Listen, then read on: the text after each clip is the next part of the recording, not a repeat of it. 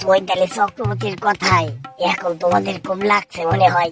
তোমরা যখন বলো তখন সেটা ঠিক আছে, আর এই মেয়েটির এত উদ্ধত্ত হয় কিভাবে এমন কথা বলার? যে সকল পূজা পার্বণ এগুলো বাংলাদেশে আর চলবে না। সত্যি তো, তোরা কোন হরিদাস পাল? পূজা না করতে বলার তোরা কে দেখে? হিন্দুরা কি তোদের খায় নাকি পরে? ওই দেশটা কি তোদের একার নাকি?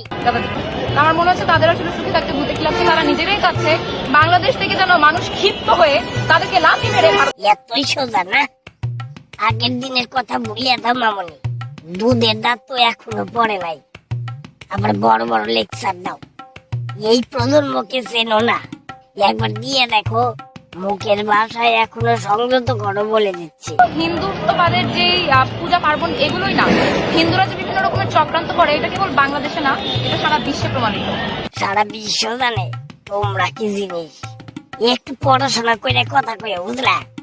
আমরা যদি এর পরবর্তীতে কোনো হিন্দুকে এখানে কোনো পূজা পার্বণ করতে দিই, আমরা কিন্তু আপনাদের হিন্দুদেরকে ঘাড় ধাক্কা দিব। বেশি বুঝো না, বেশি চুলকাইলে আবার ঘা হইয়া যাইব, তখন আবার সমস্যা হইয়া যাইব বুঝলা?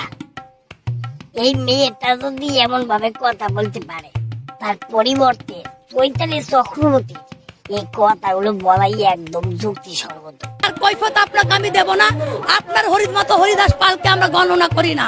ঠিকই বলেছে, ওরা আবার কোন হরিদাস পাল? ওদেরকে কৈফিয়ত কেন দিবি হিন্দুরা? বাংলাদেশ আমার, আদি বাংলাদেশ আমার। আপনারা যদি বেশি বাড়াবাড়ি করেন, আমরা কিন্তু বিভিন্ন মানবতা, বিভিন্ন বিশ্বের দেশ থেকে সাহায্য চেয়ে আমরা বাংলাদেশ আর একটি প্রদেশ করব শুধুমাত্র সনাতনীদের জন্য। ঠিকই তো, যদি হিন্দুদের একটা আলাদা প্রদেশ হয়, তা হইলে ওই প্রদেশ হবে উন্নত, জ্ঞান বিজ্ঞানে সমৃদ্ধ।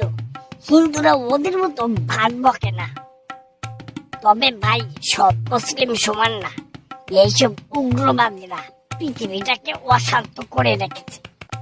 এদের জন্য হিন্দুরা আজকাল বিভিন্ন জায়গায় একটা হইয়া প্রতিবাদ শুরু করে দিছে। এখনো সময় আছে, ভাষা সংযত করো। তো বন্ধুরা, তোমরা কি বলো কমেন্টে জানাও। জয় হিন্দ।